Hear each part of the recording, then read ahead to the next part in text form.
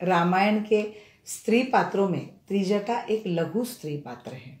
यह पात्र आकार में जितना छोटा है, महिमा में उतना ही गौरवमंडित है। त्रिजटा मुख्यतः राक्षसी प्रमुख थी, परंतु साध्वी थी। विभीषण की पुत्री त्रिजटा गुणों में अपने पिता जैसी ही राम भक्त थी। लंकापति रावण की पत्नी मंदोदरी ने सीता जी की देखरेख हेतु विशेष रूप से त्रिजटा को नियुक्त किया था। त्रिजटा राक्षसी होते हुए भी सीता जी की हितचिंतक थी। मंदोदरी ने सीता जी के साथ रावण को महल में प्रवेश की अनुमति नहीं दी थी। तब रावण ने सीता जी को उसके अत्यंत प्रिय अशोक वाटिका में रखा था। संपूर्ण रामचरितमानस में केवल सुंदरकांड और लंका कांड में ही सीता त्रिजटा संवाद के रूप में त्रिजटा का वर्णन आया है। छोटे से वार्ता प्रसंग तथा लघु संवादों में ही त्रिजटा के चरित्र की विशेषताएं उद्भासित करने की क्षमता गोस्वामी तुलसीदास जी की विशेषता है। श्री रामचरितमानस में सुंदरकांड की एक चौपाई में त्रिजटा का स्वरूप इस प्रकार बतलाया है। त्रिजटा नाम राक्षसी एका, रामचरण रति निपुण विवेका। त्रिजटा के गुणों का यह वर्णन है। वह राक्षसी है, श्री रामचरण में उनकी रति है, वह व्यवहार निपुण और विवेकशीला है। राक्षस कुल में जन्म लेने के बावजूद उसमें रामचरणानुराग, व्यवहार कुशलता एवं विवेकशीलता जैसे दिव्य देवोपम गुणों की समाहितता ही शायद उसके नाम को दर्शाती है। संत कहते हैं, इनके सिर पर ज्ञान, भक्ति और वैराग्य रूपी 3 जटाएं हैं, अतः इनका नाम त्रिजटा है। त्रिजटा रामभक्त विभीषण की पुत्री है। इनकी माता का नाम शर्मा है। वह रावण की भ्रातृजा है। राक्षसी उनका वंशगुण है और राम भक्ति पैतृक गुण। अपने संपूर्ण चरित्र में सीता जी के लिए परामर्शदात्री एवं प्राण रक्षिका का उसने काम किया है। संभवतः यही कारण है कि विरहाकुल और त्रासिता सीता जी ने त्रिजटा के संबोधन में माता शब्द का प्रयोग किया है। त्रिजटा के घर निरंतर राम कथा होती है। राक्षसी होते हुए भी त्रिजटा को मानव मनोविज्ञान का सूक्ष्म ज्ञान है। वह सीता जी के स्वभाव और मनोभाव को अच्छी तरह समझती है। सीता जी के सांत्वना के लिए तथा उनके दुखों को दूर करने के लिए राम कथा यही एक उपाय है, यह भी वह भली भांति जानती है।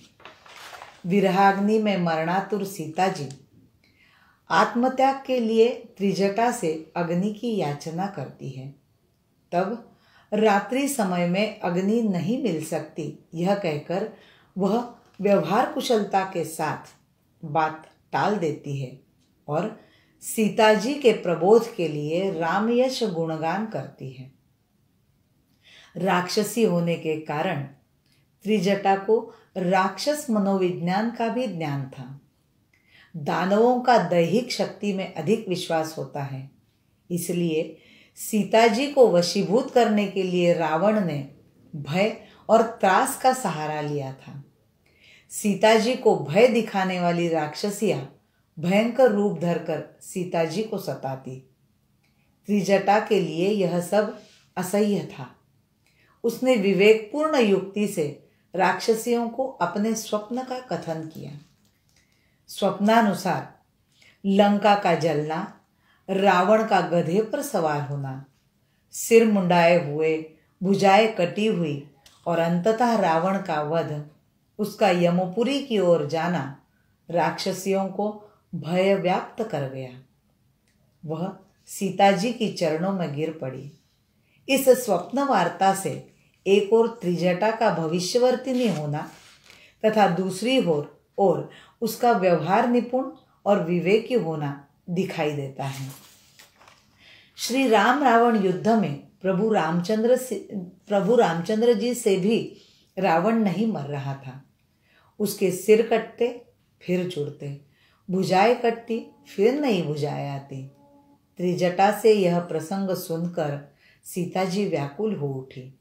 तब त्रिजटा ने सीता जी का धाड़स बंधाया और कहा, यूं तो प्रभु राक्षस रावण को एक ही बाण में मार देते। उनका एक ही बाण हृदय में लगते ही वह मर जाएगा, परंतु प्रभु यह सोच कर रह जाते कि रावण के हृदय में जानकी जी का निवास है, जानकी जी के हृदय में मेरा निवास है और मेरे हृदय में कई भुवनों का निवास है। अतः रावण के हृदय में बाण लगते ही सभी भुवनों का नाश हो जाएगा। इसलिए प्रभु उसे हृदय में बाण नहीं मारते, परंतु बार बार सिर कटने से रावण के हृदय से सीता जी का ध्यान टूट जाएगा और तब प्रभु के एक ही बाण से उसकी मृत्यु हो जाएगी। संतों ने सीता जी को साक्षात भक्ति कहा है। रावण भक्ति को बलात् प्राप्त करना चाहता था। भक्ति तो संतों का संग, प्रभु लीला चिंतन एवं जानकी जी की कृपा दृष्टि से ही प्राप्त हो सकती है।